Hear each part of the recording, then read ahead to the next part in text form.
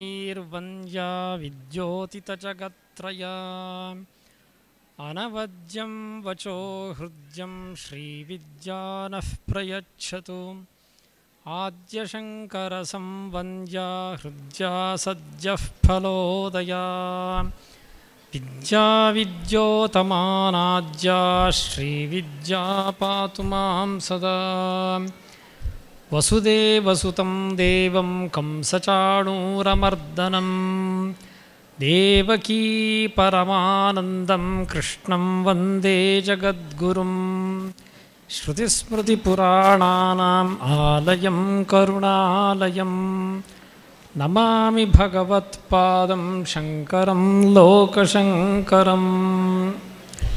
ಹಿಂದೆ ಶ್ರೀಮಠಕ್ಕೆ ಅತ್ಯಂತ ಪರಿಚಿತರಾದ ಒಬ್ಬರು ವೃದ್ಧ ದಂಪತಿಗಳು ಬಂದಿದ್ದರು.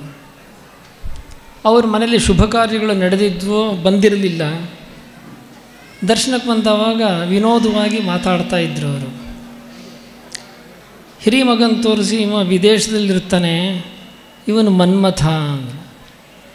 ಇವನು ಎರಡನೇ ಮಗ ಇಲ್ಲೇ ಕೆಲಸ ಮಾಡ್ಕೊಂಡಿದ್ದಾನೆ, ಇವನು ರಾಕ್ಷಸ. ಮೂರನೇ ತೋರಿಸಿ ಇವನು ಮನೆ ಕಡೆ ಕೆಲಸ ಮಾಡ್ಕೊಂಡಿದ್ದಾನೆ, ಇವ ವಿರೋಧಿ ಅಂತಂದರೆ. ನಾನು ನಗ್ತಾ ಯಾಕೆ ಹಿಂಗೆ ಹೇಳ್ತೀರಿ ಅಂತ ಕೇಳಿದೆ. ಏನಿಲ್ಲ, ಅವ ಮನ್ಮಥ ಸಂವತ್ಸರದ ಹುಟ್ಟಿದವನು, ಹಾಗಾಗಿ ಅವನಿಗೆ ಮನ್ಮಥ. ಇವನು ರಾಕ್ಷಸ ಸಂವತ್ಸರದಲ್ಲಿ ಹುಟ್ಟಿದವನು, ರಾಕ್ಷಸ. ಅವನು ವಿರೋಧಿ ಸಂವತ್ಸರದಲ್ಲಿ ಹುಟ್ಟಿದವನು. ಮತ್ತು ಎಲ್ಲ ಹಿಂಗಿದ್ದ ಹೆಸರಾಯ್ತಲ್ಲ. ಇಲ್ಲ, ಆ ಮನ್ಮಥನ ಹೆಸರು ಸೌಮ್ಯ. ಮತ್ತು ಅವಳಾರು ಬೇರೆ ಆಯ್ತಲ್ಲ. ಇಲ್ಲ, ಅವಳು ಸೌಮ್ಯ ಸಂವತ್ಸರದಲ್ಲಿ ಹುಟ್ಟಿದ್ದು ಅಂದರು. ಹೀಗೆ ಸಂವತ್ಸರದಿಂದ ಅವರು ವಿನೋದ ಮಾಡಿದರು. ನಮ್ಮ ಸಂವತ್ಸರದಲ್ಲಿ ಪ್ರಭವದಿಂದ ಹಿಡ್ಕೊಂಡು ಕ್ಷಯ ಸಂವತ್ಸರದವರೆಗೆ 60 ಸಂವತ್ಸರಗಳಿದೆ. ಆ ಸಂವತ್ಸರಗಳಲ್ಲಿ ರಾಕ್ಷಸ ಸಂವತ್ಸರ, ವಿರೋಧಿ ಸಂವತ್ಸರ, ವಿಕಾರಿ ಸಂವತ್ಸರ, ಮನ್ಮಥ ಸಂವತ್ಸರ ಎಲ್ಲ ಇದೆ.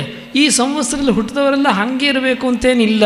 ಈ ಸಂವತ್ಸರಗಳೆಲ್ಲ ಒಂದೊಂದು ದೇವತೆಗಳನ್ನು ಕುರಿತಾಗಿ ಅಲ್ಲಿ ಸ್ಥಿರವಾಗಿರುವಂತಹದ್ದು. ಆದ್ದರಿಂದ ಸಂವತ್ಸರ ಇಲ್ಲಿ ಪ್ರಧಾನವಾಗುತ್ತೆ ಹೊರತು ಸಂವತ್ಸರದ ಗುಣಗಳಲ್ಲ. ಇನ್ನು ಕಲಿಯೋದ್ರಿಂದ ಅವರಿಗೆ ಆ ಗುಣಗಳು ಮುಂದೆ ಬೆಳವಣಿಗೆಯಿಂದ, ಸಹವಾಸದಿಂದ, ಪರಂಪರೆಯಿಂದ ಬಂದಿರಬಹುದು. ಈ ಮನುಷ್ಯ ಹುಟ್ಟೋದು ಯಾವಾಗ ಅಂತಂದರೆ ಮಾತೃಗರ್ಭದಿಂದ ಹೊರಗೆ ಬಂದ ಮೇಲೆ ಅಂತ ತಿಳ್ಕೊಂಡಿರ್ತೀವಿ. ಆದರೆ ನಮ್ಮ ಕವಿಗಳು ಹೇಳ್ತಾರೆ, ಸಜಾತೋ ಏನ ಜಾತೇನ ಯಾತಿ ವಂಶಃ ಕುಲೋನ್ನತಿಂ.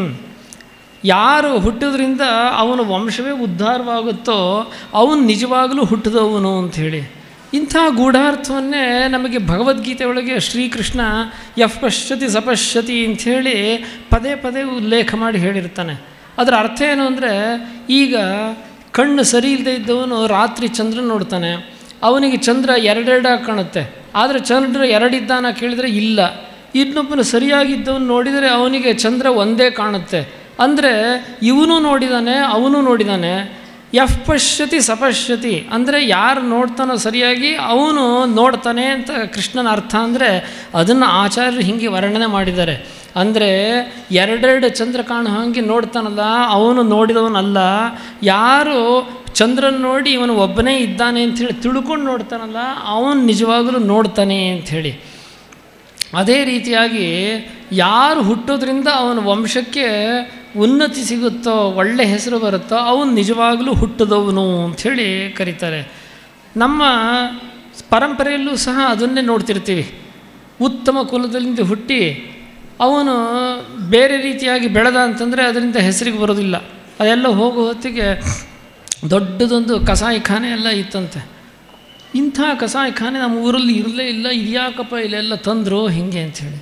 ಆಮೇಲೆ ಅದು ಓನರೆಲ್ಲ ಯಾರು, ಅವ್ರೇನು ಅಷ್ಟು ದುಡ್ಡಿದ್ದವ್ರ, ಹೆಂಗೆ ನಡೆಸ್ತಾರೆ ಅಂತ ಕೇಳಿದರೆ ನಾರಾಯಣ್ ದೀಕ್ಷಿತರು ಅಂತೇಳಿ ಅವ್ರ ಹೆಸರು. ಅವ್ರು ಹೋಗಿ ಅಂಥ ಅಂಗಡಿ ಅವ್ರ ಹೆಸರಿಗೂ ಈ ನಡೆಸೋದಕ್ಕೂ ಏನು ಅರ್ಥ ಇದೆ? ಎಂಥದ್ದು ಇಲ್ಲ. ಮತ್ತು ಇಂಥವ್ರು ಅಂಥ ಕುಲದಲ್ಲಿ ಹುಟ್ಟಿದರೂ ಸಹ ಆ ವಂಶಕ್ಕೆ ಭೂಷಣವಾಗಲಿಲ್ಲ, ಅದಕ್ಕೆ ಸರಿಯಾದ ಕಾರ್ಯಗಳನ್ನೆಲ್ಲ ನಡೆಸಲಿಲ್ಲ. ಹಾಗಾಗಿ ಅಂಥವ್ರನ್ನೆಲ್ಲ ನಾವು ಹುಟ್ಟಿದವರು ಅಂಥೇಳಿ ಹೇಳಲಿಕ್ಕೆ ಬರೋದಿಲ್ಲ. ಯಾರಿಂದಾಗಿ ಸಮಾಜಕ್ಕೂ ವಂಶಕ್ಕೂ ಒಳ್ಳೆ ಹೆಸರನ್ನು ಸಂಪಾದನೆ ಕೊಡಲಿಕ್ಕೆ ಮಾಡ್ತಾರೋ ಅಂಥವ್ರು ನಿಜವಾಗಲೂ ಹುಟ್ಟಿದವರು ಅಂಥೇಳಿ. ಅದು ನಮ್ಮ ಶಾಸ್ತ್ರ ಪ್ರಕಾರ ಹೆಂಗೆ ಹೇಳ್ತಾರೆ, ಪ್ರಸಾದ ಜನಿರುಚ್ಯತೆ. ಇಂಥದ್ದು ಅನುಗ್ರಹ ಸಿಕ್ಕದವಾಗ ಅದು ಉತ್ತಮವಾದ ಜನ್ಮ ಅಂಥೇಳಿ. ಒಬ್ಬ ಸಾಧು ನಿತ್ಯ ಭಿಕ್ಷೆಗೋಸ್ಕರ ಒಂದು ಮನೆ ಮುಂದೆ ಹೋಗಿದ್ದ. ಊರಿಗೆ ಹೊಸಬರು ಬೇರೆ. ಸಾಧುಗಳಿಗೆ ಎಲ್ಲಿ ಗೃಹಸ್ಥರು ಇರ್ತಾರೋ ಅಂಥ ಕಡೆಗೆ ಮಧ್ಯಾಹ್ನದ ಹೊತ್ತಿಗೆ ಹೋಗಿ ಭವತಿ ಭಿಕ್ಷಾಂದೇಹಿ ಅಂತ ಹೇಳಿದರೆ ಅವರಿಗೆ ಅಲ್ಲಿ ಆಹಾರ ಸಿಗುತ್ತೆ. ಗೃಹಸ್ಥರ ಕರ್ತವ್ಯ ಅದು. ಈ ಸಾಧು ಸಂತರ ಕರ್ತವ್ಯನೂ ಹೀಗೆ ಭಿಕ್ಷೆ ಬೇಡೋದು. ಅವ್ರಿಗೆ ಭಿಕ್ಷುಕ ಅಂತಲೇ ಹೆಸರು ಸನ್ಯಾಸಿಗಳಿಗೆಲ್ಲ. ಹಾಗೆ ಒಂದು ಮನೆ ಮುದನಗಡೆ ನಿಂತ್ಕೊಂಡು ಭವತಿ ಭಿಕ್ಷಾಂದೇಹಿ ಅಂತ ಹೇಳಿ ಜೋರಾಗಿ ಆ ಸಾಧು ಹೇಳ್ದ. ತಕ್ಷಣ ಮನೆ ಒಳಗಿಂದ ಹೆಣ್ಮಗಳು ಅವ್ರಿಗೆ ಭಿಕ್ಷೆ ಹಾಕಲಿಕ್ಕೆ ಅಂಥೇಳಿ ಬಂದರು. ಅವನಿಗೆ ಮೊದಲು ನೋಡಿದ ತಕ್ಷಣ ಸಂತೋಷ ಆಯಿತು. ಎಷ್ಟೋ ಕಡೆ ಹೋದರೆ ಬಾಗಿಲು ತೆಗೆದಿರೋದಿಲ್ಲ, ಇನ್ನು ಮುಂದೆ ಹೋಗಿ ಅಂತೆಲ್ಲ ಹೇಳೋದಿರುತ್ತೆ. ಇಲ್ಲಿ ಹೇಳೋದ್ರೊಳಗೆ ಬಾಗಿಲು ತೆಕ್ಕೊಂಡು ಬಂದು ಸಂತೋಷದಿಂದ ಭಿಕ್ಷೆ ಹಾಕ್ಲಿಕ್ಕೆ ಬಂದಲ್ಲ ಅಂಥೇಳಿ. ಆಕೆ ನೀವು ನೋಡ್ದ ಮಹಾಲಕ್ಷ್ಮಿ ಹಾಗೆ ಇದ್ಲು. ಇವನಿಗೆ ತುಂಬ ಸಂತೋಷ ಆಯಿತು, ಮನಸ್ಸು ಪ್ರಸನ್ನವಾಯಿತು ಸಾಧಿಗೆ. ಅವರು ಅವ್ರ ಹತ್ರ ಕೇಳಿದರು, ಈಕೆ ಮನೆ ಯಜಮಾನಿಯೋ ಏನು ಅಂಥೇಳಿ ಅವ್ರಿಗೆ ಸಂದೇಹ ಬಂದು ಅವರು ಒಂದು ಪ್ರಶ್ನೆ ಕೇಳಿದರು, ಅಮ್ಮ ನಿನಗೆ ಏನು ವಯಸ್ಸು ಅಂಥೇಳಿ, ಅದರಿಂದ ಕಂಡು ಹಿಡೋಣ ಅಂಥೇಳಿ. ಆದರೆ ಹೆಣ್ಮಕ್ಳ ಹತ್ರಗೆ ಈ ವಯಸ್ಸನ್ನೆಲ್ಲ ಕೇಳಬಾರ್ದಂತೆ, ಯಾಕೆಂದರೆ ಅವರು ಕೇಳಿದ್ರು ಅದೆಲ್ಲ ಹೇಳೋದಿಲ್ಲ. ಅದೇ ನೋಡಿ ಮುದುಕರಾಗಿರ್ತಾರೆ, ಅಂತಹ ಹೆಣ್ಮಕ್ಳ ಹತ್ರ ಹೋಗಿ ಏನಮ್ಮ ನಿಂಗೆ ಏನು ವಯಸ್ಸಾಯಿತು ಅಂದರೆ ಆ ವಯಸ್ಸೆಲ್ಲ ಕಟ್ಕೊಂಡು ಏನಾಗಬೇಕಾಗಿದೆ, ನನ್ನನ್ನು ನೋಡಿದ್ರೆ ಸಾರಿ ನಾನು ಗಟ್ಟುಮುಟ್ಟಿ ಆಗಿದ್ದೀನಿ, ಅದು ಮಾಡ್ತೀನಿ ಇದು ಮಾಡ್ತೀನಿ ಅಂತ ಹೇಳ್ತಾರೆ ಹೊರತು ವಯಸ್ಸು ಹೇಳೋದಿಲ್ಲ. ಇಲ್ಲಿ ಹೋಗಿ ಈ ಸಾಧು ನೋಡಿದ ತಕ್ಷಣ ವಯಸ್ಸೇನಮ್ಮ ಅಂಥೇಳಿ ಕೇಳಿಬಿಟ್ಟ. ಆದರೆ ಆಕೆ ತಕ್ಷಣವೇ ಉತ್ತರ ಹೇಳಿದ್ದು, ಗುರು ಮಹಾರಾಜ ನನಗೆ 5 ವಯಸ್ಸು ಅಂಥೇಳಿ. ಇವರು ಸಾಧುಗಳು ಯೋಚನೆ ಮಾಡಿದರು, ಇಷ್ಟೆಲ್ಲ ನಾನು ಯೋಚನೆ ಮಾಡಿದ್ದೆ, ಮಹಾಲಕ್ಷ್ಮಿ ಹಂಗಿದ್ದಾಳೆ, ಇವಳು ಮನೆ ಯಜಮಾನಿಯೋ ಇಷ್ಟ ಸದ್ಗುಣ ಎಲ್ಲ ಇಟ್ಕೊಂಡಿದ್ದಾಳಲ್ಲ ಅಂಥೇಳಿ, ಏನಮ್ಮ ವಯಸ್ಸು ಅಂತ ಕೇಳಿದರೆ ಹಿಂಗೆ ಗೇಲಿ ಮಾಡುವಂಗೆ 5 ವಯಸ್ಸು ಅಂತ ಹೇಳ್ತಾಳಲ್ಲ. ನೋಡಿದರೆ ಇವಳಿಗೆ ವಯಸ್ಸು ಆಗಿದೆ, ಅಷ್ಟೇನು ಮುದುಕಿ ಅಲ್ಲದೆ ಹೋದರೂ ಏನೊಂದು 25 ವಯಸ್ಸು ಇರ್ಬೋದು, ಆದರೂ ಹಿಂಗೆ ಹೇಳ್ತಾಳಲ್ಲ ಅಂಥೇಳಿ. ಸರಿ, ಇವರಿಗೂ ಸಾಧುಗೂ ಅನ್ನಿಸ್ತು, ನಾನು ಕಂಡು ಹಿಡಿದು ಬಿಡ್ತೀನಿ ಅಂಥೇಳಿ, ಸರಿ ನಿನ್ನ ಗಂಡಂಗೆ ಏನಮ್ಮ ವಯಸ್ಸು ಅಂತ ಕೇಳಿದ್ರು. ಅವಳು ಹೇಳಿದ್ರು, ನನ್ನ ಗಂಡಂಗೆ 4 ವಯಸ್ಸು ಅಂಥೇಳಿ. 4 ವರ್ಷ ಅಂತ. ನಿಂಗೆ 5 ವರ್ಷ, ಅವಳಿಗೆ 4 ವರ್ಷ. ಹಾಗಾದ್ರೆ ಮನೆಯಲ್ಲಿ ಹಿರಿಯವರು ಇರ್ತಾರಲ್ಲ, ಅತ್ತೆ ಮಾವ, ಅದನ್ನು ಕೇಳಿ ತಿಳ್ಕೊಳ್ಳೋಣ ಅಂತ ಸಾಧು ಕೇಳಿದರು. ಅತ್ತೆಗೆ ಈಗೊಂದು 3 ವರ್ಷ ಅಂತ. ಅತ್ತೆಗೆ 3 ವರ್ಷ. ಸರಿ, ಮಾವ ಹುಟ್ಟೇ ಇಲ್ಲ ಅಂತಂದ್ರೆ. ಅಲ್ಲ, ನಿಂಗೆ 5 ವರ್ಷ ಅಂತೀಯಮ್ಮ, ಗಂಟಂಗೆ 4 ವಯಸ್ಸು, ಅತ್ತೆಗೆ 3 ವಯಸ್ಸು ಅಂತ ಹೇಳ್ತೀವಿ, ಮಾವ ಹುಟ್ಟೇ ಇಲ್ಲ ಅಂತ ಹೇಳ್ತಿಲ್ಲ, ಯಾಕೆ ಅಂತ ಹೇಳಿದ್ರಿ. ಗುರು ಮಹಾರಾಜ ನಿಮ್ಮ ಹತ್ರ ಏನು ಹೇಳೋದು, ಇದರಲ್ಲೇನು ಅಂಥ ರಹಸ್ಯ ಇದೆ, ನೀವೇ ನನ್ನನ್ನು ಹೀಗೆಲ್ಲ ಕೇಳ್ತೀರಲ್ಲ. ನಮ್ಮ ಮನೆ ನೋಡಿ, ನಮ್ಮ ಮನೇಲಿ ಮೊದಲು ಯಾವ ಸಂಸ್ಕಾರವೂ ಇರಲಿಲ್ಲ. ದಿವಸ ಅಲ್ಲಿ ಗಲಾಟೆ ಇಲ್ಲಿ ಗಲಾಟೆ ಹೀಗೆ ಮಾಡಿಕೊಂಡು ತಿರುಗ್ತಾಯಿದ್ರು. ದೇವ್ರ ದಿಂಡ್ರು ಅಂತ ಕೇಳೋದೇ ಬೇಡ, ಮನೇಲಿ ಪೂಜೆ ಪಾರಾಯಣ ಎಂಥದ್ದು ಇಲ್ಲವೇ ಇಲ್ಲ. ನಾನು ಇಲ್ಲಿ ಮನೆಗೆ ಬಂದವಾಗ ವಾತಾವರಣ ಎಲ್ಲ ಹಾಗೇ ಇತ್ತು. ನನಗೂ ಏನು ಮಾಡಬೇಕು ಅಂತ ಕಂಡಿರಲಿಲ್ಲ. ಆಮೇಲೆ ಒಬ್ಬ ಗುರು ಮಹಾರಾಜರಿಂದ ನನಗೆ ಗುರು ಮಂತ್ರೋಪದೇಶ ಸಿಕ್ತು. ಆ ಮಂತ್ರೋಪದೇಶ ಸಿಕ್ಕಿ ನನಗೀಗ 5 ವಯಸ್ಸಾಯಿತು ವರ್ಷ. ಆದ್ದರಿಂದ ಗುರು ಅನುಗ್ರಹದಿಂದ ನನಗೆ ಜನ್ಮ ಸಿಕ್ಕಿದೆ ಅನ್ನೋದಕ್ಕೋಸ್ಕರ ನನ್ನ ವಯಸ್ಸು 5 ಅಂತ ಹೇಳಿದೆ. ನಾ 5 ವಯಸ್ಸಿಂದ. ಮತ್ತು ಗಂಡಂಗೆ 4 ವಯಸ್ಸು. ಅವರು ಹೀಗೆ ಇದ್ದವರಯ್ಯ. ಅವರಿಗೆಲ್ಲ ನಾನು ಉಪದೇಶ ಆದಮೇಲೆ ಹೇಳಿ ಅವರು 4 ವರ್ಷದ ಕೆಳಗಡೆ ಅವರು ಗುರುಮಂತ್ರೋಪದೇಶ ತಗೊಂಡ್ರು. ಹಾಗಾಗಿ ಅವ್ರಿಗೆ 4 ವಯಸ್ಸು. ಅತ್ತೆಗೆ ಇವರಿಗೆ ಹೀಗೆ, ಮತ್ತು ಅವರು ಹೆತ್ತವ್ರು ಇನ್ನು ಹೆಂಗಿರ್ತಾರೆ, ಅವರು ಹಾಗೆ ಇದ್ದರು. ಎಲ್ಲ ಹೇಳಿ 3 ವರ್ಷದ ಕೆಳಗಡೆ ಅವರಿಗೂ ಗುರುಮಂತ್ರೋಪದೇಶ ಸಿಕ್ತು. ಹಾಗಾಗಿ ಅವ್ರಿಗೆ 3 ವರ್ಷ ವಯಸ್ಸು ಅಂತ ಹೇಳಿದೆ. ಮತ್ತು ಮಾವಂಗೆ ಅದು ಏನು ಹೇಳಿದ್ರು ಅಂತ ತಲೆಗೆ ಹೋಗಲಿಲ್ಲ, ಅದು ಈ ಕಡೆಗೆ ಬರಲೇ ಇಲ್ಲ. ಹಾಗಾಗಿ ಅವ್ರನ್ನ ಹುಟ್ಟೇ ಇಲ್ಲ ಅಂತೇಳಿ ಹೇಳಿದೆ. ಇಲ್ಲಿ ತಾತ್ಪರ್ಯ ಏನು ಅಂತಂದರೆ, ಹುಟ್ಟಿದ ವಯಸ್ಸನ್ನು ಹಾಕಿ ಗಣನೆಗೆ ತಗೊಳ್ಳಿಲ್ಲ. ಯಾವುದನ್ನು ಹೇಳಿದ್ದು, ಯಾವಾಗ ಅನುಗ್ರಹ ಪ್ರಾಪ್ತಿ ಆಯಿತೋ ಆವಾಗ ನನಗೆ ಜನ್ಮ ಸಿಕ್ತು ಅಂಥೇಳಿ ತಿಳ್ಕೊಂಡು ಅದನ್ನು ಉದಾಹರಣೆಯಾಗಿ ಕೊಟ್ಟಲೇ ಇಲ್ವೋ, ಅದನ್ನೇ ಶಾಸ್ತ್ರ ಹೇಳೋದು. ಪ್ರಸಾದಾಜ್ಜನಿರುಚ್ಯತೆ. ಒಂದು ಸದ್ಗುರುವಿನ ಅನುಗ್ರಹ ಯಾವಾಗ ಸಿಗುತ್ತೋ ಆವಾಗ ಉತ್ತಮವಾದ ಜನ್ಮ ಸಿಗುತ್ತೆ ಅಂಥೇಳಿ. ಇವತ್ತು ನಾನು ಈ ಮಾಣಿ ಮಠದಲ್ಲಿ ಉಗ್ರ ರಥಶಾಂತಿ, ಭೀಮರಥ ಶಾಂತಿ ಸಾಮೂಹಿಕವಾಗಿ ನಡೆದು ನೀವೆಲ್ಲರೂ ಸಂತೋಷದಿಂದ ಈ ಗುರು ಸನ್ನಿಧಾನದಲ್ಲಿ ನಿಂತುಕೊಂಡು ಈ ರೀತಿಯಾಗಿ ಭಕ್ತಿ ಭಾವವನ್ನು ತೋರಿಸಿ ನೋಡಿದರೆ ನನಗೆ ಆ ಕಥೆ ನೆನಪು ಬಂತು. ಉಗ್ರರಥ ಅಂತಂದರೆ 60 ವರ್ಷ ಪೂರ್ತಿಯಾಗಿರುತ್ತೆ. ಭೀಮರಥ ಅಂತಂದರೆ 70 ವರ್ಷ ಪೂರ್ತಿಯಾಗಿರುತ್ತೆ. ಆದರೆ 60 ವರ್ಷ 70 ವರ್ಷ ಆಗಿದ್ದರೂ ಸಹ ನಿಮಗೆ ಈಗ ತಾನೇ ಹೊಸ ಜನ್ಮ ಸಿಕ್ಕಿದೆಯೇನೋ ಅಂಥೇಳಿ ನನಗೆ ಆ ಕಥೆಯನ್ನು ನೋಡಿ ಅನ್ನಿಸ್ತಾ ಇದೆ. ಯಾಕೆಂದರೆ ನೀವು ಮನಸ್ಸು ಮಾಡಿದರೆ ಈ ಶಾಂತಿ ಕರ್ಮಗಳನ್ನು ಮನೆಯಲ್ಲೇ ನಡೆಸ್ಕೊಂಡು ಹೋಗ್ಬೋದಿತ್ತು. ಆದರೆ ಈ ಗುರುಸ್ಥಾನದಲ್ಲಿ ಬಂದು ಗುರು ಸಮ್ಮುಖದಲ್ಲಿ ಇದನ್ನು ನಡೆಸಬೇಕು ಅನ್ನೋ ಉದ್ದೇಶದಿಂದ ಬಂದು ನಡೆಸ್ಕೊಂಡಿದ್ದೀರಲ್ವಾ, ಹಾಗಾಗಿ ನಿಮಗೆ ಪ್ರಸಾದ ಜನಿರುಚ್ಯತೆ ಅಂದ ಹಾಗೆ ಅನುಗ್ರಹ ರೂಪ ಪ್ರಸಾದದಿಂದ ಈಗ ಜನ್ಮ ಪ್ರಾರಂಭ ಆಗಿದೆ ಅಂತ ತಿಳ್ಕೋಬೇಕು. ಎಲ್ಲರೂ ಹುಟ್ಟು ಹೊತ್ತಿಗೆ ವಿವೇಕವಂತರಾಗೇನು ಹುಟ್ಟುವುದಿಲ್ಲ, ಬೆಳೀತಾ ಬೆಳೀತಾ ವಿವೇಕ ಹುಟ್ಟುತ್ತೆ. ಆದರೆ ನಿಮಗೆಲ್ರಿಗೂ ಈಗ ಇಂಥ ಶಾಂತಿ ಕರ್ಮದಲ್ಲಿ ಅನುಗ್ರಹ ರೂಪ ಜನ್ಮ ಪ್ರಾಪ್ತವಾಯಿತು ಅಂತಂದ್ರೆ ಈ ವಯಸ್ಸಿಗೆ ಸರಿಯಾದ ವಿವೇಕ ಎಲ್ಲ ಇರುತ್ತಲ್ವೋ, ಆ ವಿವೇಚನೆಯನ್ನು ಬೆಳೆಸ್ಕೊಂಡು ಇನ್ನೂ ಉತ್ತಮ ರೀತಿಯಿಂದ ಬಾಳಿ ಸಮಾಜಕ್ಕೂ ವಂಶಕ್ಕೂ ಗುರುಸ್ಥಾನಕ್ಕೂ ಹೆಚ್ಚಿನ ಕೀರ್ತಿ ತರೋ ಹಾಗೆ ನಡ್ಕೊಳ್ಳುವಂಥ ಅವಕಾಶ ನಿಮಗಿದೆ. ಅಂಥ ಅವಕಾಶವನ್ನು ನೀವೆಲ್ಲ ಸದುಪಯೋಗಪಡಿಸ್ಕೊಂಡು ನೀವು ಇನ್ನು ಮೇಲೆ ಉತ್ತಮ ಜೀವನವನ್ನು ನಡೆಸಬೇಕು. ನಿಮಗೆ ಶ್ರೀವಿದ್ಯಾ ಶ್ರೀಮಾತೆಯ ಅನುಗ್ರಹದಿಂದ ದೀರ್ಘವಾದ ಆಯುಷ್ಯ ಆರೋಗ್ಯ ಪ್ರಾಪ್ತಿಯಾಗಲಿ, ಮನಸ್ಸಮಾಧಾನ ಸಿಗಲಿ, ನಿಮ್ಮಿಂದ ಬೇರೆಯವರಿಗೆ ಇದೇ ರೀತಿಯಾದಂಥ ಸದ್ಭಾವನೆ ಬೆಳೀಲಿ ಅನ್ನೋ ಅಮ್ಮನವರಲ್ಲಿ ಪ್ರಾರ್ಥನೆ ಮಾಡಿಕೊಂಡು ಈ ಅನುಗ್ರಹ ವಚನವನ್ನು ನಾನು ಮುಗಿಸ್ತೀನಿ.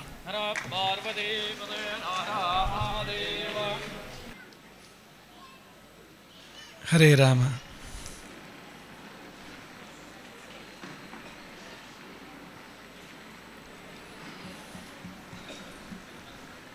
ಗುರುರ್ ಬ್ರಹ್ಮ ಗುರುರ್ ವಿಷ್ಣು ಗುರುರ್ ದೇವೋ ಮಹೇಶ್ವರಃ ಗುರು ಸಾಕ್ಷಾತ್ ಪರಂ ಬ್ರಹ್ಮ ತಸ್ಮೈ ಶ್ರೀ ಗುರವೇ ನಮಃ.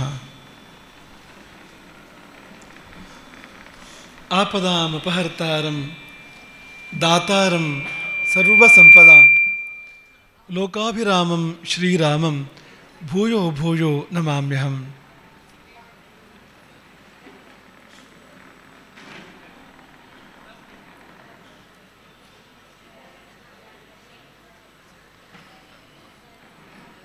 ಆರಂಭದಲ್ಲಿ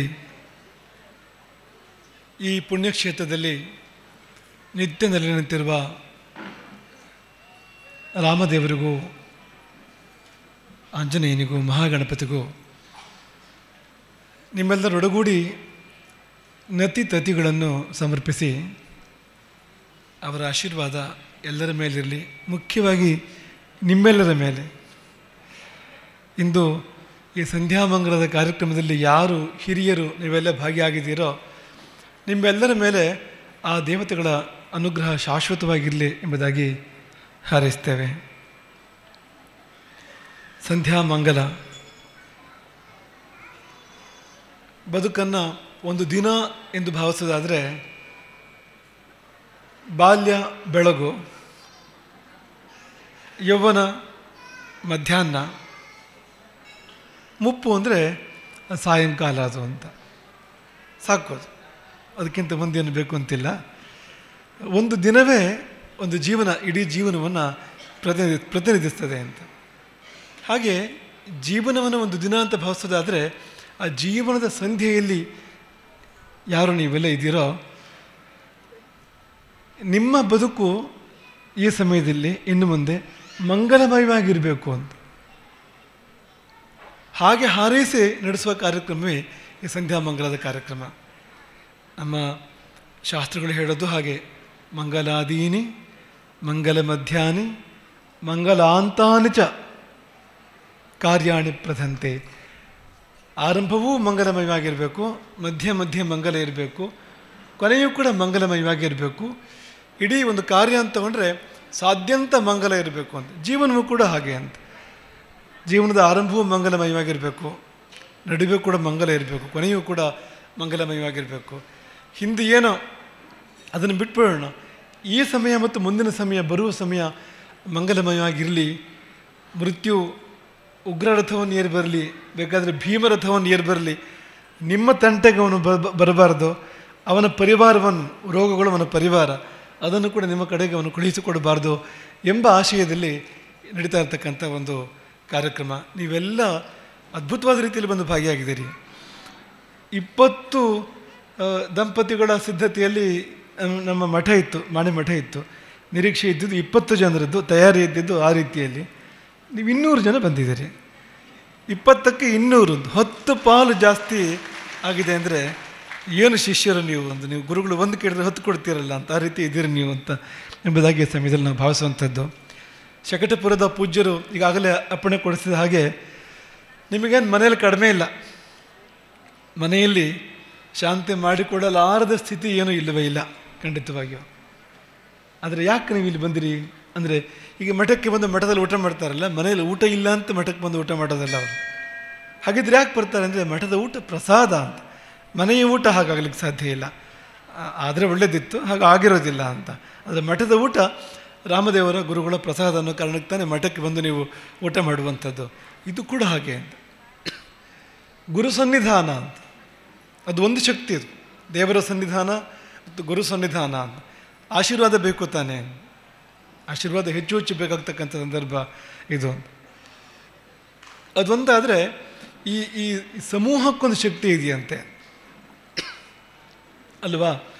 ಒಂದು ಬೆರಳಿಗೇನು ಶಕ್ತಿ, ಮುಷ್ಟಿಗೇನು ಶಕ್ತಿ, ದೊಡ್ಡ ವ್ಯತ್ಯಾಸ ಇದೆ ನೋಡಿ ಅಂತ. ಒಂದು ಕಟ್ಟಿಗೆಯನ್ನು ಮುರಿದು ಹಾಕಿಬಿಡ್ಬೋದು, ಆದರೆ ಒಂದು ಕಟ್ಟಿಗೆ ಹೊರೆಯನ್ನು ಮುರಿಲಿಕ್ಕೆ ಸಾಧ್ಯ ಇಲ್ಲ ಅಂತ. ಅಂದರೆ ಸಮೂಹ ಕೂಡ್ತಿದ್ದಂತೆ ಒಂದು ವಿಶೇಷ ಶಕ್ತಿ ಸಂಚಾರ ಆಗ್ತದೆ ಅಲ್ಲಿ ಅಂತ. ಹಾಗೆ ನೀವು ಮಾತ್ರ ಮಾಡಿಕೊಡೋದ್ರ ಬದಲು ಇಷ್ಟು ಮಂದಿ ನೀವು ಒಟ್ಟಾಗಿ ಮಾಡುವಾಗ ಒಂದು ಅದ್ಭುತ ಶಕ್ತಿ ಸಂಚಾರ. ಈ ಕುಂಭಮೇಳದ ವಿಷಯ ನಿಮ್ಮದೆಲ್ಲ ಮನಸ್ಸಲ್ಲಿದ್ದೇ ಇರ್ತದೆ ಅಲ್ವಾ. ಪ್ರಯಾಗ ಕ್ಷೇತ್ರಕ್ಕೆ ಅದ್ಭುತವಾಗಿರುವಂಥ ಶಕ್ತಿ ತಾನಾಗಿ ಆ ಮಣ್ಣಿಗೆ ಶಕ್ತಿ ಇದೆ, ಈ ಕಾಲಕ್ಕೆ ವಿಶೇಷ ಶಕ್ತಿ ಇದೆ. ಜೊತೆಯಲ್ಲಿ ಈ ಕೋಟ್ಯಂತರ ಮನಸ್ಸುಗಳು ಅಲ್ಲಿ ಕೇಂದ್ರೀಕೃತವಾಗ್ತವಲ್ಲ ಆ ಕ್ಷೇತ್ರದ ಕಡೆಗೆ, ಅದು ಅದ್ಭುತ ಶಕ್ತಿ. ಅಷ್ಟೆಲ್ಲ ಕೋಟಿ ಜನರ ಶ್ರದ್ಧೆ ಅಲ್ಲಿ ಸಮರ್ಪಿತವಾದಾಗ ವಿಚಿತ್ರವಾದ ಅತ್ಯದ್ಭುತವಾದ ಶಕ್ತಿ ಸಂಚಾರ ಅಲ್ಲಿ ಆಗ್ತದೆ ಅಂತ. ಹಾಗೆ ಇಷ್ಟು ಮಂದಿ ಕೂಡಿ ಮಾಡಿಕೊಳ್ಳುವಂಥದ್ದು ಇದೆಯಲ್ಲ, ಈ ಕಾರಣಕ್ಕಾಗಿ ಕೂಡ ನಿಮಗದು ವಿಶೇಷ ಶ್ರೇಯಸ್ಸನ್ನು ಕೊಡುವಂಥದ್ದು ಎಂಬುದಾಗಿ ನಾವು ಭಾವಿಸುವಂಥದ್ದು. ಹಾಗೆ ನೀವು ಎಲ್ಲರೂ ಸೇರಿ ಇಲ್ಲಿ ಬಂದು ಈ ಕಾರ್ಯಕ್ರಮವನ್ನು ಮಾಡಿಕೊಳ್ತಾ ಇದ್ದೀರಿ. ಮಠವು ಕೂಡ, ಮಠದ ಒಂದು ತತ್ವ ಕೂಡ ಹಾಗೆ, ಹಿರಿಯರನ್ನು ವಿಶೇಷವಾಗಿ ಗೌರವಿಸಬೇಕು. ಸಮಾಜ ಅದನ್ನು ತಪ್ಪದೇ ಮಾಡಬೇಕು, ಕಿರಿಯರು ತಪ್ಪದೇ ಮಾಡಬೇಕು ಅದನ್ನು. ಇದೊಂದು ಆದರ್ಶ ಮಠ ಈ ಕಾರ್ಯಕ್ರಮದ ರೂಪದಲ್ಲಿ ಹಾಕ್ಕೊಡ್ತಾ ಇರುವಂಥದ್ದು. ರಾಮನ ಒಂದು ಮಾತನ್ನು ನಾವು ಮತ್ತೆ ನೆನಪು ಮಾಡ್ಕೊಳ್ಳೋದಾದರೆ, ವನವಾಸಕ್ಕೆ ಹೋಗುವ ಸಮಯದಲ್ಲಿ ರಾಮ ಹೇಳೋದು, ಕಣ್ಣಿಗೆ ಕಾಣುವ ದೇವರು ತಾಯಿ, ತಂದೆ, ಗುರು, ಪ್ರತ್ಯಕ್ಷ ದೈವತ ಇದು. ಇದನ್ನೇ ಉಪೇಕ್ಷೆ ಮಾಡಿ ಬೇರೆ ಏನು ನೀವು ಆಚರಣೆ ಮಾಡಿ ಉಪಯೋಗ ಏನು ಅಂತ. ಪರೋಕ್ಷವಾದ ಉಪಾಸನೆಗಳಿಗೆ ಅರ್ಥ ಇಲ್ಲ ಅಂತ. ಪ್ರತ್ಯಕ್ಷವಾಗಿದ್ದನ್ನು ಮಾಡಿದೆ ಪರೋಕ್ಷವಾಗಿದ್ದನ್ನು ಮಾಡೋದಕ್ಕೆ ಅರ್ಥ ಇಲ್ಲ. ತಂದೆ ತಾಯಿಗಳಿಗೆ, ಹಿರಿಯರಿಗೆ ಕೊಡಬೇಕಾದ ಗೌರವವನ್ನು ಕೊಡದೆ ನೀವು ಅಶ್ವಮೇಧ ಯಜ್ಞ ಮಾಡಿದರೂ ಕೂಡ ಅದಕ್ಕೇನು ಫಲ ಇಲ್ಲ.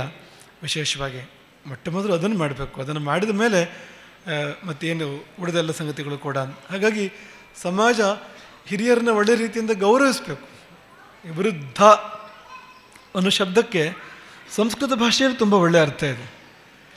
ಬೇರೆ ಭಾಷೆಗಳಲ್ಲಿ ಹಾಗೆ ಹೇಳೋಕ್ಕಾಗೋದಿಲ್ಲ. ಓಲ್ಡ್ ಅಂದರೆ ಏನು ಅಂತ ಯಾರಿಗೂ ಗೊತ್ತಿಲ್ಲ. ಅದು ಮುದುಕರಿಗೆ ಹಾಗೆ ಹೇಳ್ತಾರೆ ಅಂತಷ್ಟೇ. ಅದಕ್ಕೆ ಬುಡ ಇಲ್ಲ, ತುದಿ ಇಲ್ಲ, ವ್ಯುತ್ಪತ್ತಿ ಇಲ್ಲ ಅದಕ್ಕೆ. ಆದರೆ ಸಂಸ್ಕೃತದಲ್ಲಿ ವೃದ್ಧ ಅಂದರೆ ವೃದ್ಧಿಯನ್ನು ಹೊಂದಿದವನು ಅಂತ.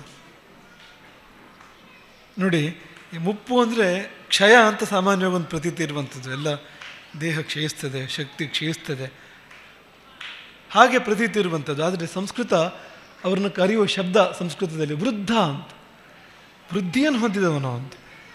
ಅಂತರಂಗದಲ್ಲಿ ತುಂಬ ವಿಕಾಸ ಆಗಿದೆ ಅಂತ. ಜೀವನ ಅನುಭವ, ಎಷ್ಟು ಕಾಲ ಮಾಡಿರ್ತಕ್ಕಂಥ ಉಪಾಸನೆಗಳು, ಒಳ್ಳೆ ಕಾರ್ಯಗಳು, ಇದೆಲ್ಲ ಸೇರಿ ಅಪಾರವಾದ ಪುಣ್ಯ ಸಂಚಯ ಆಗಿದೆ, ಮನಸ್ಸಿಗೆ ವಿಶೇಷ ಸಂಸ್ಕಾರಗಳಾಗಿದೆ ಅನ್ನೋ ಕಾರಣಕ್ಕೆ ಅವನು ವೃದ್ಧಿಯನ್ನು ಹೊಂದಿದವನು ವೃದ್ಧ ಎಂಬುದಾಗಿ ಕರೆಯುವಂಥದ್ದು. ವೃದ್ಧ ಅನ್ನೋದೇ ಹಿಂದಿಯಲ್ಲಿ ಬೂಢ ಅಂತಾಗಿದೆ. ಸಂಸ್ಕೃತದ ವೃದ್ಧ ಅನ್ನೋ ಶಬ್ದ ಅದು. ಬೂಢ ಅನ್ನುವಾಗ ನಮಗೆ ಅರ್ಥ ಗೊತ್ತಿಲ್ಲದೆ ಇದ್ದರೆ ಅದೊಂದು ಗೇಲಿ ಶಬ್ದದ ಹಾಗೆ ನಮಗೆ ಕಾಣ್ತದೆ ಅಂತ. ಈ ಮುದುಕ ಅನ್ನೋದಕ್ಕೂ ವೃದ್ಧ ಅನ್ನೋದಕ್ಕೂ ತುಂಬ ವ್ಯತ್ಯಾಸ ಇದೆ ಅಂತ. ಈ ವೃದ್ಧ ಎನ್ನುವಾಗ ಅದರಲ್ಲೊಂದು ಗೌರವ ಇದೆ ಅಂತ.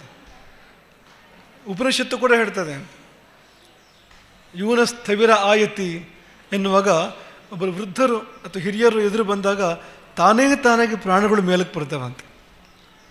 ಊರ್ಧ್ವಂ ಪ್ರಾಣ ಉದ್ಗ್ರಮಂತಿ ಅಂತ. ಪ್ರಾಣಗಳು ತಾನಾಗಿ ತಮ್ಮ ನೆಲೆಯನ್ನು ಬಿಟ್ಟು ಮೇಲಕ್ಕೆ ಬರ್ತವೆ ಅಂತ. ಅವು ಸ್ವಸ್ಥಿತಿಗೆ ಹೋಗಬೇಕು ಅಂದರೆ ನಮಸ್ಕಾರ ಮಾಡಿದಾಗ ಅಂತ. ನಾವು ಬಗ್ಗಿದಾಗ ಅವು ಪುನಃ ಸ್ವಸ್ಥಿತಿಗೆ ಹೋಗ್ತವೆ. ಹಾಗಾಗಿ ಹಿರಿಯರು ಕಂಡಾಗ ನಾವು ನಮಸ್ಕಾರ ಮಾಡಬೇಕು ಅನ್ನೋದಿರುವಂಥದ್ದು ಅಂತ. ಮತ್ತು ಈಗ ನೀವು ಭಗವಂತನ ದ್ವಾರ, ನಿಮ್ಮ ಮುಂದಿನ ಪೀಳಿಗೆಗೆ ಭಗವಂತನ ದ್ವಾರವಾಗಿರ್ತೀರಿ ನೀವು. ಈಗ ನಿಮಗೆ ನಿಮ್ಮ ತಂದೆ, ಅವರಿಗೆ ಅವರ ತಂದೆ, ಅವರಿಗೆ ಅವರ ತಂದೆ ಅಂತ ಹೀಗೆ ನಾವು ಹಿಂದಕ್ಕೆ ಹೋದರೆ ಜಗತ್ತಿನ ತಂದೆ ಭಗವಂತ ಅಂತ.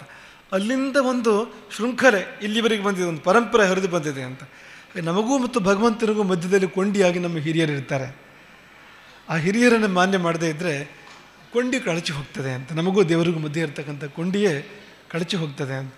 ದೇವರು ನಮ್ಮ ಮುಂದೆ ಈ ರೂಪದಲ್ಲಿ ಇರುವಂಥದ್ದು, ಹಿರಿಯರ ರೂಪದಲ್ಲಿ ಇರುವಂಥದ್ದು, ಅದನ್ನು ಅಗೌರವ ಮಾಡುವಂಥದ್ದು, ಉಪೇಕ್ಷೆ ಮಾಡುವಂಥದ್ದು ಎಷ್ಟು ಮಾತ್ರಕ್ಕೂ ಸರಿಯಲ್ಲ ಅನ್ನೋದನ್ನು ನಾವು ಈ ಸಮಯದಲ್ಲಿ ಚೆನ್ನಾಗಿ ನೆನಪಿಟ್ಕೊಳ್ಬೇಕು.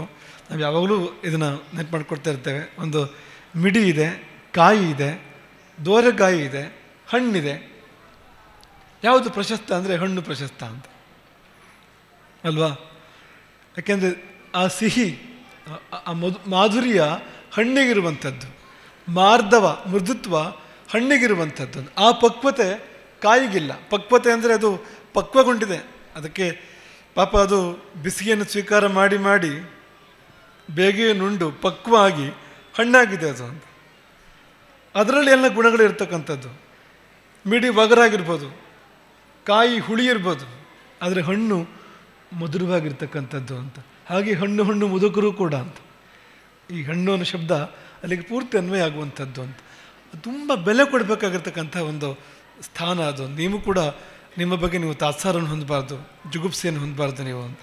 ಯಾಕೆಂದರೆ ದೊಡ್ಡ ಜೀವನ ಮಾಡ್ಕೊಂಡು ಬಂದಿದ್ದೀರಿ, ಬಹುದೊಡ್ಡ ಜೀವನ, ಕಷ್ಟ ಸುಖಗಳನ್ನು ನೀವು ಬೇಕಾದಷ್ಟು ಕಂಡಿದ್ದೀರಿ ಜೀವನದಲ್ಲಿ. ಬೇಗೆಯನ್ನು ಎಷ್ಟೋ ಅನುಭವಿಸಿದ್ದೀರಿ. ಬೇಗೆ ಅಂದ್ರೇನು? ಪಾಪ ಪರಿಹಾರ ಅಂತ. ಒಂದೊಂದು ಬೇಗೆ ಕೂಡ ಪಾಪ ಪರಿಹಾರ ಅಂತ. ಹಾಗೆ ಬೇಗೆಗಳಿಂದಾಗಿ ಎಷ್ಟೋ ಪಾಪಗಳನ್ನು ಕಳ್ಕೊಂಡಿದ್ದೀರಿ.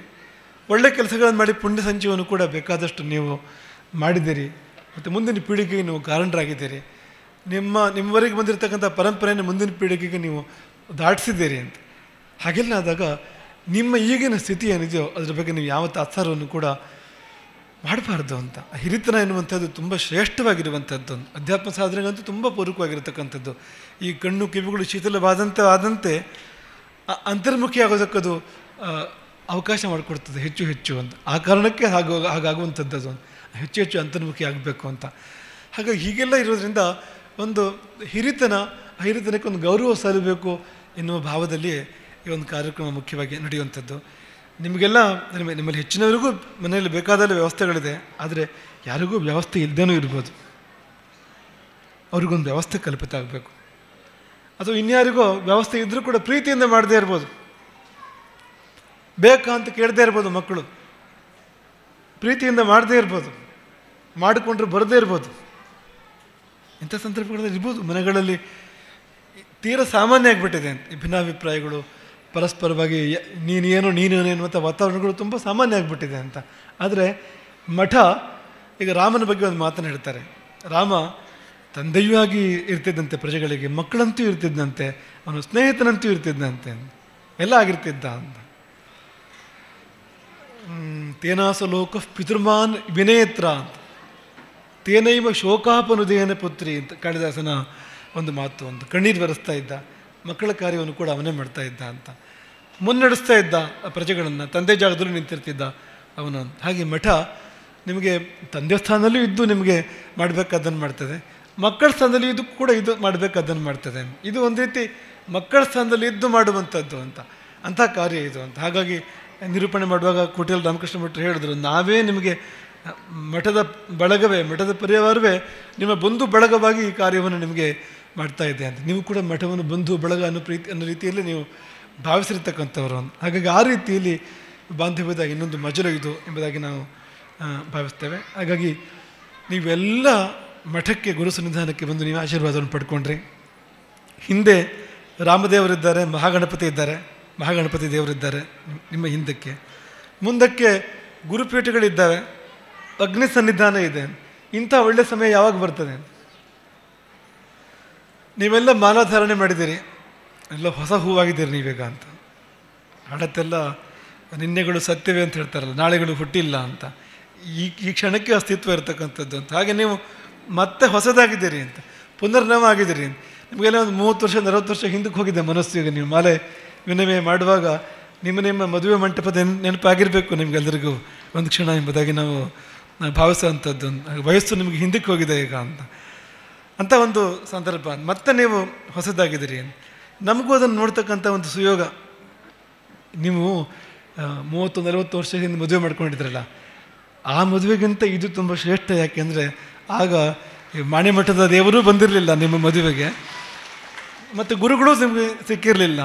ಇಬ್ಬರಿಬ್ಬರು ಗುರುಗಳು ನಿಮಗೆಲ್ಲಿ ಮದುವೆಗೆ, ನಮ್ಮ ಪರಂಪರೆಯಲ್ಲಿ ಮದುವೆಗೆ ಹೋಗುವಂಥ ಅಭ್ಯಾಸ ಇಲ್ಲ, ನಾಂದಿ ಇರುವಲ್ಲಿ ಹೋಗುವಂಥ ಅಭ್ಯಾಸ ಇಲ್ಲ. ಹಾಗಾಗಿ ಮದುವೆಗೆ ಗುರುಗಳು ಬರೋದಿಲ್ಲ ಹೇಗಿದ್ರು ಕೂಡ ಅಂತ. ಆದರೆ ಇದರಲ್ಲಿ ಗುರು ಸನ್ನಿಧಾನವೂ ಇದೆ, ದೇವರು ಇದ್ದಾರೆ, ಮಾಣಿಮಠದ ದೇವರುಗಳ ಸನ್ನಿಧಾನವೂ ಕೂಡ ಇದೆ ಅಂತ. ಹಾಗಾಗಿ ಆ ಮದುವೆ ಬಿಡಿ, ಇದೇ ಶ್ರೇಷ್ಠವಾಗಿರ್ತಕ್ಕಂಥದ್ದು. ನ್ಯಾಯವಾದ ಮದುವೆ ಈಗಲೇ ಆದಂತೆ. ಈಗಾಗಲೇ ಚಗಟಪುರದ ಪೂಜರು ಅಪ್ಪಣೆ ಕೊಡಿಸಿದ್ದಾರೆ, ನೀವು ಈಗ ತಾನೇ ಹುಟ್ಟಿದ್ದು ಅಂತ ನೀವೆಲ್ಲ ಅಂತ. 60ಕ್ಕೆ ಅರಳು ಮರಳು, ಬಾಲ್ಯಕ್ಕೆ ಮರಳು ಅಂತ ಹೇಳ್ತಾರಲ್ಲ, ಈಗ ತಾನೇ ನೀವು ಹುಟ್ಟಿದ್ದು ಅಂತ ಗುರುಗಳು ಅಪ್ಪಣೆ ಕೊಡಿಸಿದ್ದಾರೆ. ನಿಮ್ಗೆ ಅದು ಒಂದು ವೇಳೆ ಇಲ್ಲ ಭಾಳ ಚಿಕ್ಕದಾಯ್ತು ಅಂತ ಅನ್ಸ್ಬಿಟ್ರೆ, ಈಗ ತಾನೇ ಮದುವೆ ಆಗಿದೆ ಅಂತ ಅನ್ಕೊಳ್ಳಿ, ನೀವು ತೊಂದರೆ ಇಲ್ಲ ಅಂತ. ಅಷ್ಟೇ ಮದುವೆ ಆಗ್ತಾ ಇದೆ ನಿಮಗೆ ಅಂತ, ನೀವು ಹೊಸ ಜೋಡಿ ಮದುಮಕ್ಕಳು ನೀವು ಅಂಥ ಸಂದರ್ಭ ಅಂತ. ಮತ್ತೆ ಹೊಸದಾಗ್ತಕ್ಕಂಥ ಒಂದು ಸಂದರ್ಭ ಬಂದಿದೆ ನೋಡಿ. ತುಂಬ ನಮಗೆ ಸಂತೋಷ ಆಗ್ತದೆ. ಎಲ್ಲಿಂದ ಎಲ್ಲಿಗೆ ನೋಡಿದರೂ ಕೂಡ ನಮಗೆ ಆ ಒಂದು ಮುಂಡಾಸುಗಳು ನಿಮ್ಮದು ಬಹುಶಃ ಜೀವಮಾನದಲ್ಲೇ ಮರಲಿಕ್ಕಿಲ್ಲ ಅಂತ. ನಿಮಗೆ ಆ ದೃಶ್ಯ ನೋಡುವ ಯೋಗ ಇಲ್ಲ, ನಮಗಿದೆ. ಇಲ್ಲಿಂದ ತುಂಬ ಸುಂದರವಾಗಿ ಕಾಣ್ತದೆ ಅಂತ. ಇಷ್ಟಾರು ಪೇಟಗಳು, ಬೆಳ್ಳಿ ಪೇಟ, ಮಧ್ಯೆ ಮಧ್ಯೆ 1-2 ಬಂಗಾರದ ಪೇಟವೂ ಇದೆ. ಆದರೆ ಹೆಚ್ಚು ಬೆಳ್ಳಿಯ ಮುಂಡಾಸುಗಳು ತುಂಬ ಚೆಂದ ಕಾಣ್ತಾ ಇದೆ. ಇಲ್ಲಿಂದ ನೋಡುವಾಗ ಎಲ್ಲ ಒಂದು ಹೂವು ಹರಡಿದ ಹಾಗೆ, ತೋಟದಲ್ಲಿ ಹೂವು ಹರಡಿದ ಹಾಗೆ, ನಂತರ ಮರದ ಹಾಗೆ ಇದು ಗೋಚರ ಆಗ್ತಾ ಇರತಕ್ಕಂಥದ್ದು. ಹಾಗೆ ನಿಮ್ಮ ಸಾಂಪ್ರದಾಯಿಕ ವೇಷಭೂಷ, ನೀವು ಕಚ್ಚೆ ಪಂಚೆ ಉಟ್ಟು ಉತ್ತರಿಯನ್ನು ಹೊದ್ದು ಮುಂಡಾಸು ಸುತ್ತಿ ಮಾಲೆ ಹಾಕಿ ತಿಲಕ ಧಾರಣೆ ಮಾಡಿ ನೀವು ಕುಳಿತ ಭಂಗಿ ಇದೆಯಲ್ಲ, ನೋಡೋದು 2 ಕಣ್ಣು ಸಾಲದು ಅಂತ ಇದನ್ನು ಖಂಡಿತವಾಗೂ ಹೇಳಬೇಕು. ಗುರುಗಳು ಅಂದರೆ 3ನೇ ಕಣ್ಣಿರೋರಿಗೆ ಗುರುಗಳು ಅಂತ ಕರೀತಾರಂತೆ. ಹಾಗಾಗಿ 3ನೇ ಕಣ್ಣಿರೋರೇ ಅವರಿಗೆ ಅದನ್ನು ನೋಡ್ತಕ್ಕಂಥ ಯೋಗ ಸಿಗ್ತಾ ಇರುವಂಥದ್ದು ಎಂಬುದಾಗಿ ನಾವು ಭಾವಿಸ್ತೇವೆ. ಹಾಗೆ ಸುಮ್ಮನೆ ನೋಡೋದಲ್ಲ, ಆಶೀರ್ವಾದದ ದೃಷ್ಟಿಯಿಂದ ನಿಮ್ಮೆಲ್ಲರನ್ನೂ ಕೂಡ ನಾವಿಬ್ಬರು ಕೂಡ ನಿಮ್ಮನ್ನು ಒಂದು ಅಮೃತ ದೃಷ್ಟಿಯಿಂದ, ಆಶೀರ್ವಾದದ ದೃಷ್ಟಿಯಿಂದ, ನಿಮಗೆಲ್ಲ ಒಳ್ಳೆಯದಾಗಬೇಕು ಅನ್ನುವಂಥ ಶುಭ ಹಾರೈಕೆಯ ದೃಷ್ಟಿಯಿಂದ ನಿಮ್ಮನ್ನು ನಾವು ನೋಡ್ತಾ ಇರುವಂಥದ್ದು. ಮುಂದಿನ ಜೀವನ ನಿಮ್ಮದು ನೆಮ್ಮದಿಯದಾಗಬೇಕು. ಯಾಕೆಂದರೆ ವೃದ್ಧಾಪ್ಯದಲ್ಲಿ ಬೇರೆ ಯಾವ ಅಪೇಕ್ಷೆಗಳು ಕೂಡ ಇರೋದಿಲ್ಲ, ಒಂದು ನೆಮ್ಮದಿ ಬೇಕು ಅಂತ ಸಾಮಾನ್ಯವಾಗಿರುವಂಥದ್ದು. ಹಾಗಾಗಿ ನೆಮ್ಮದಿಗೆ ನಿಮಗೆ ಯಾವ ಕೊರತೆಯೂ ಬಾರದೇ ಇರಲಿ. ಮತ್ತು ಆರೋಗ್ಯ, ಸಾಮಾನ್ಯವಾಗಿ ಈ ಎಲ್ಲ ತಕರಾರುಗಳು ಶಾರೀರಿಕವಾದ್ದು ಬರೋ ಸಂದರ್ಭಗಳದು ಅಂತ. ಅಲ್ಲಿ ನೋವು, ಇಲ್ಲಿ ನೋವು, ಅದೇನೋ ಸಿಹಿ ಹೆಚ್ಚಾಗಿ ಕಾಯಿಲೆ ಅಂತೆ, ಒತ್ತಡ ಹೆಚ್ಚಾಗಿ ಕಾಯಿಲೆ ಅಂತೆ, ಇದೆಲ್ಲ ಸಂದರ್ಭ ಅಂತ. ಹೃದಯ ಏನೋ ಭಾರ ಆಗಿದೆಯಂತೆ ಅನ್ನೋ ಸಂದರ್ಭ ಇದು ಅಂತ. ಹಾಗಾಗಿ ಆರೋಗ್ಯ, ನೆಮ್ಮದಿ, ಆನೆ, ಆರೋಗ್ಯದ ಆ, ನೆಮ್ಮದಿಯ ನೆ, ಇದೆರಡು ಸೇರಿ ಆನೆಯ ವರವನ್ನು ರಾಮದೇವರು ನಿಮಗೆ ಅನುಗ್ರಹ ಮಾಡಲಿ ಎಂಬುದಾಗಿ ಸಮಯದಲ್ಲಿ ನಾವು ಆಶೀರ್ವಾದ ಮಾಡುತ್ತೇವೆ. ಆನೆ ಮಠದಲ್ಲಿ ಇಂದೆಲ್ಲ ಆನೆ ಇರ್ತಿತ್ತು ಯಾವಾಗಲೂ ಮಠದಲ್ಲಿ, ಈಗಲೂ ಕೂಡ ಹತ್ತಿದಂಥದ್ದು ಸಿಂಹಾಸನ ವಿಶೇಷ ಅಲ್ವಾ. ಹಾಗಾಗಿ ಮಠ ನಿಮಗೆ ಆನೆಯನ್ನು ಕೊಡಲಿ, ಆರೋಗ್ಯ ಮತ್ತು ನೆಮ್ಮದಿಗಳನ್ನು ಸ್ಥಿರವಾಗಿ ಕೊಡಲಿ ಅಂತ. ಮತ್ತು ನಿಮ್ಮ ಶೇಷಾಯುಸ್ಸು ರಾಮಸೇವೆ, ಗುರುಸೇವೆಗೆ ವಿನಿಯೋಗ ಆಗಬೇಕು ಅಂತ. ಅಂಥವರೇ ಭಾಳ ಮಂದಿ ಇದ್ದೀರಿ ನೀವು. ಆಯಿತು, ಇನ್ನೂ ಮತ್ತು ನೀವು ಮನೆ, ಸಂಸಾರ, ತೋಟ, ವ್ಯವಹಾರ ಇದೆಲ್ಲ ಜಾಸ್ತಿ ನೀವು ಹಚ್ಕೊಳ್ಬಾರ್ದು ಅಂತ. ಮಕ್ಕಳಿಗೆ ನೀವು ಇದನ್ನು ಬಿಡಬೇಕು. ಹೆಚ್ಚು ನೀವು ಗುರುಸೇವೆಯಲ್ಲಿ ತೊಡಗಿಕೊಳ್ಬೇಕು ಅಂತ. ಮುಂದಿನ ಆಲೋಚನೆ ಮಾಡಬೇಕು ಅಂತ. ಮುಂದಿನ ಆಲೋಚನೆ ಅಂದರೆ ದೇಹದ ನಂತರದ ಸಿದ್ಧತೆಗಳನ್ನು ಮಾಡಬೇಕಲ್ವ, ಪುಣ್ಯ ಸಂಚಯ ಮಾಡಬೇಕು. ಮುಂದಿನ ಆಲೋಚನೆ ಅಂದರೆ ಮುಂದಿನ ಪೀಳಿಗೆಗೆ ಪುಣ್ಯವನ್ನು ಬಿಟ್ಟು ಹೋಗಬೇಕು, ನೀವು ಪುಣ್ಯದ ರಾಶಿಯನ್ನು ಬಿಟ್ಟು ಹೋಗಬೇಕು. ಆಯಿತು, ಸಂಸಾರ, ಮನೆ, ಮಕ್ಕಳು, ವ್ಯವಹಾರ ಎಲ್ಲ ಜೀವನ ಇಡೀ ಆಯಿತು. ಇನ್ನು ಮುಂದೆ ಕೇವಲ ಪುಣ್ಯ ಸಂಚಯಕ್ಕೆ, ಕೇವಲ ದೇವ ಕಾರ್ಯ, ದೇಶ ಕಾರ್ಯ, ಗುರು ಕಾರ್ಯ ಇಂತಹದ್ದಕ್ಕೆ ನೀವು ನಿಮ್ಮ ಮನಸ್ಸನ್ನು, ಸಂಪತ್ತನ್ನು ಎಲ್ಲವನ್ನೂ ಕೂಡ ವಿನಿಯೋಗ ಮಾಡಬೇಕು. ಆ ರೀತಿಯಲ್ಲಿ ತ್ಯಾಗದ ಮನಸ್ಸು ಹೆಚ್ಚು ಬರಬೇಕಾದ ಸಂದರ್ಭ, ಅಧ್ಯಾತ್ಮದ ಪ್ರವೃತ್ತಿ ಹೆಚ್ಚು ಇರಬೇಕಾದ ಸಂದರ್ಭ ಅನ್ನೋದನ್ನು ಈ ಸಮಯದಲ್ಲಿ ನಾವು ಹೇಳಬಯಸ್ತೇವೆ. ಕೊನೆಯಲ್ಲಿ ಅದೊಂದು ಮಾತನ್ನು ಹೇಳಿದೆ ಪೂರ್ತಿ ಸಮಾಧಾನ ಆಗೋದಿಲ್ಲ ನಮಗೆ. ಅದೇನೆಂದರೆ ಇವತ್ತು ಇಡೀ ಸಮಾಜವೇ, ಒಟ್ಟು ಸಮಾಜವೇ, ಶಿಷ್ಯ ಸಮಾಜ ತೆಗೆದುಕೊಂಡ್ರೆ ಆ ಸಮಾಜ ಹೇಗಿದೆ ಅಂದರೆ ಅದು ವೃದ್ಧ ವೈಭವ ಅಂತ, ಇಡೀ ಸಮಾಜ ಅಂತ. ನೀವೊಂದು ದೊಡ್ಡ ಊರು, ಹಳೆ ಊರಿಗೆ ಹೋದರೆ ಇಡೀ ಊರಿನಲ್ಲಿ ಇರೋದು ಯಾರು? ಬರೀ ವೃದ್ಧರೇ ಅಂತ.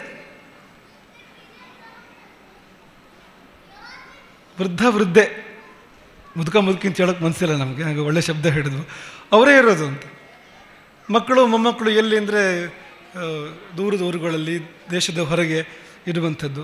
ಕೇವಲ ಮುಪ್ಪಿನಲ್ಲಿ ನೀವು ಇಬ್ಬರು, ಕೆಲವು ಕಡೆ ಒಬ್ಬರು ಮುದುಕರು, ಒಬ್ಬರು ಮಹಿಳೆಯರು ಯಾರೋ ಒಬ್ಬರೇ, ಅಥವಾ ಪುರುಷರು ಕೂಡ ಹೆಂಡತಿ ಕಳ್ಕೊಂಡು ಒಬ್ಬರೇ ಇರ್ತಕ್ಕಂಥ ಸಂದರ್ಭಗಳನ್ನು ನಾವು ಕಾಣ್ತೇವೆ. ಅಂತಂದರೆ ಒಟ್ಟು ಸಮಾಜದಲ್ಲಿ ಅತ್ಯಂತ ಹೆಚ್ಚಿರೋದು ಯಾರು ಇವತ್ತು ಅಂದರೆ ವೃದ್ಧರು ಅಂತ. ಆ ಸ್ಥಿತಿ ಇದೆ ಅಂತ. ಸಮಾಜ ಇದನ್ನು ಪರಿಭಾವಿಸಬೇಕು, ಮುಖ್ಯವಾಗಿ ಯುವ ಪೀಳಿಗೆ ಇದನ್ನು ಪರಿಭಾವಿಸಬೇಕು ಅಂತ. ಮಕ್ಕಳ ಸಂಖ್ಯೆ ಇಲ್ಲ ಅಂತ. ಈಗ ಸಾಮೂಹಿಕ ಉಪನಯನ ಮಾಡಿದರೆ 200 ಮಕ್ಕಳು ನಿಮ್ಗೆ ಸಿಗೋದಿಲ್ಲ ಅಂತ. ಹಾರಕರ ನಾರಾಯಣ ಭಟ್ರು ಹೇಳಬೇಕು, 200 ಮಕ್ಕಳು ಸಿಗ್ತಾರ ಅಂತ. ಸಾಮೂಹಿಕ ಉಪನಯನ ಮಾಡಿದರೆ 200 ಮಕ್ಕಳು ಬಂದು ಸಾಮೂಹಿಕ ಉಪನಯನ ಆಗ್ತದ ಅಂತ. 10 ಮಕ್ಕಳು ಸಿಗೋದಿಲ್ಲ ಅಂತ. ಗಂಭೀರವಾಗಿ ಆಲೋಚನೆ ಮಾಡಿದನ್ನ ಅಂತ. ನಾವು ಎಲ್ಲಿಗೆ ಹೋಗ್ತಾ ಇದ್ದೇವೆ ಅಂತ. ಈಗ ಹಿಂದೆಲ್ಲ ದೊಡ್ಡ ಯುದ್ಧಗಳು ನಡೆದು ಹೋದ ನಂತರ ಊರಿಗೆ ಬಾಲವೃದ್ಧಾವಶೇಷ ಅಂತ ಕರಿತಾ ಇದ್ರು. ಊರಿನಲ್ಲಿ ಬರೀ ಮಹಿಳೆಯರು, ಮಕ್ಕಳು, ಮುದುಕರು ಮಾತ್ರ, ಯುವಕರೆಲ್ಲ ಯುದ್ಧಕ್ಕೆ ಹೋಗಿ ಸತ್ತಾಯಿತು ಅಂತ. ಬಾಲವೃದ್ಧಾವಶೇಷ ಅಂತ. ಯುದ್ಧದ ನಂತರ ಈ ಲಂಕೆ, ರಾಮಾಯಣದ ಯುದ್ಧದ ನಂತರ ಬಾಲವೃದ್ಧಾವಶೇಷವಾಗಿತ್ತು, ಸ್ತ್ರೀ ಬಾಲವೃದ್ಧಾವಶೇಷವಾಗಿತ್ತು ಅಂತ. ಆದರೆ ಇವತ್ತು ಇಡೀ ಸಮಾಜವೇ ವೃದ್ಧಾವಶೇಷ ಅಂತ, ವೃದ್ಧರೇ ಇರ್ತಕ್ಕಂಥದ್ದು ಅಂತ. ಹಾಗಾಗಿ ಇದೇ ಕಾರ್ಯಕ್ರಮ ವಿಶೇಷ.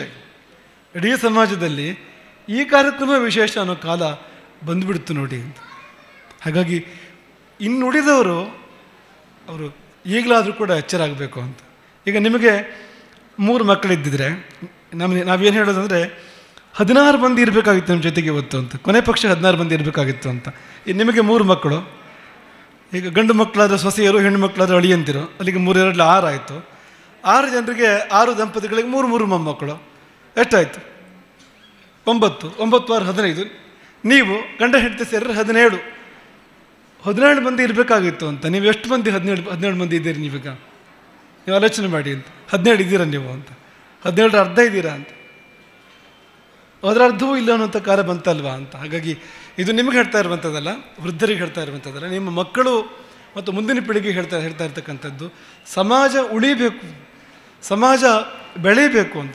ಅದಕ್ಕೆ ಗಮನ ಕೊಡಬೇಕು. ಕೊಡದೇ ಇದ್ದರೆ ಈಗ ಈ ಕಾರ್ಯಕ್ರಮ ವೈಭವ, ಮುಂದಕ್ಕೆ ಯಾವ ಕಾರ್ಯಕ್ರಮವೂ ಇಲ್ಲ ಅಂತ. ಇನ್ನು ಮುಂದಕ್ಕೆ ಏನಿದೆ ಅಂದರೆ ಏನೂ ಇಲ್ಲ ಅಂತ. ಒಟ್ಟು ಏನಾಗಿದೆ ಅಂದರೆ ಸಮಾಜವೇ ಸಂಧ್ಯೆಗೆ ಬಂದು ನಿಂತುಬಿಟ್ಟಿದೆ ಅಂತ. ಒಟ್ಟು ಸಮಾಜವೇ ಬಾಲ್ಯ ಕಳೆದು, ಬಾಲಕರು ತುಂಬ ಕಡಿಮೆ, ಯುವಕರು ಕಡಿಮೆ, ಇರುವುದೆಲ್ಲ ವೃದ್ಧರು ಮಾತ್ರ ಅಂತ. ಮತ್ತಾರೂ ಇಲ್ಲ ಅಂತ, ವೃದ್ಧರು ಮಾತ್ರ ಅಂತ. ಹೀಗಿರುವಾಗ ಸಮಾಜವೇ ಒಂದು ಸಂಧ್ಯಾಕಾಲವನ್ನು ಕಾಣ್ತಾ ಇರ್ತಕ್ಕಂಥ ಹೊತ್ತು ಬಂದುಬಿಟ್ಟಿದೆ. ಮುಂದೆ ರಾತ್ರಿ ಕತ್ತಲೆ ಅಂತ ಆಗಬಾರ್ದು ಅಂತ.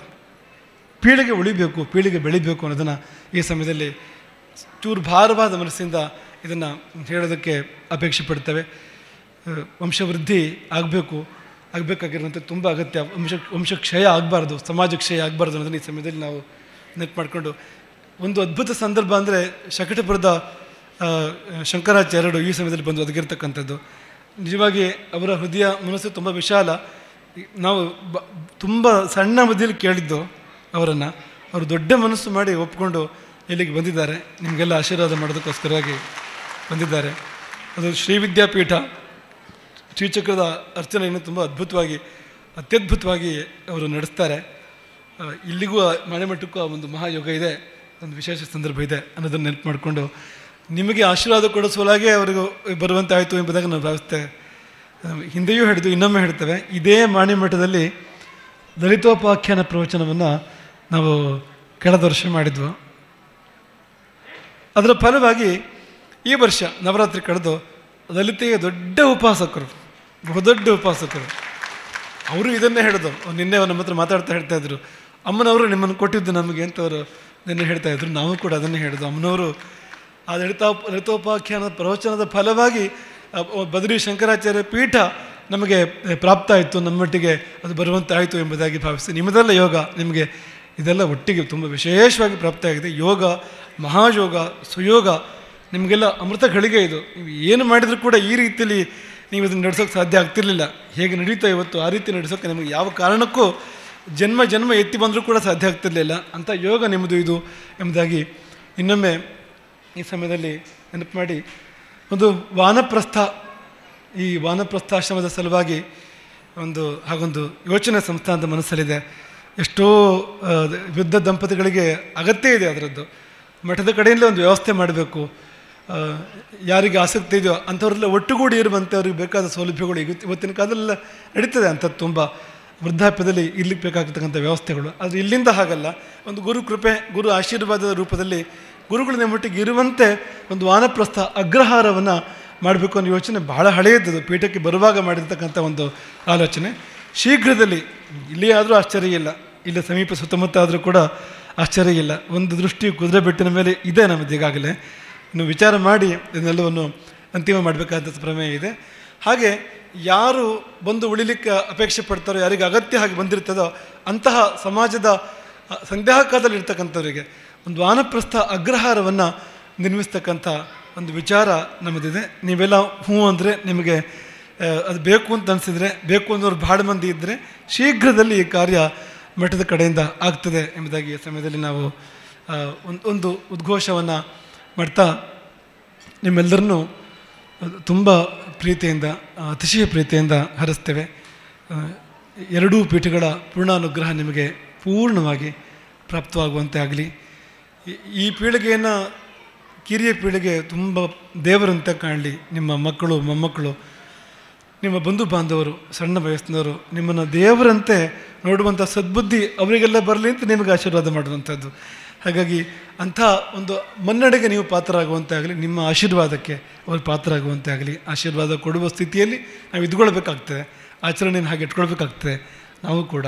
ಹಾಗೆ ಆ ಎತ್ತರಕ್ಕೆ ನೀವು ಏರುವಂತೆ, ನಿಮ್ಮಿಂದ ಆಶೀರ್ವಾದ ಪಡ್ಕೊಳ್ಳುವಂಥ ಸದ್ಬುದ್ಧಿ ಅವರಿಗೆ ಬರುವಂತೆ, ಪೀಳಿಗೆಗಳ ಮಧ್ಯೆ ಒಂದು ಸೇತು ನಿರ್ಮಾಣವಾಗುವಂತೆ, ಜನ್ರೇಷನ್ ಗ್ಯಾಪ್ ಅಲ್ಲ, ಅದರ ಬದಲಿಗೆ ಒಂದು ಸೇತು, ಆಶೀರ್ವಾದದ ಸೇತು, ಅಭಿವಾದನದ ಸೇತು ತಲೆಮಾರುಗಳ ಮಧ್ಯದಲ್ಲಿ ನಿರ್ಮಾಣವಾಗುವಂತೆ ಮಠವೇ ಆ ಸೇತುವೆ. ಇದು ಇಲ್ಲಿ ಎಲ್ಲ ವ್ಯವಸ್ಥೆಯವರು ಕೂಡ ಬರ್ತಾರೆ. ಆ ಸೇತುವಾಗಿ ಮಠವೇ ಪರಿಣಮಿಸುವಂತೆ ಆ ಶುಭ ಹಾರೈಕೆಯನ್ನು ಮಾಡ್ತೇವೆ.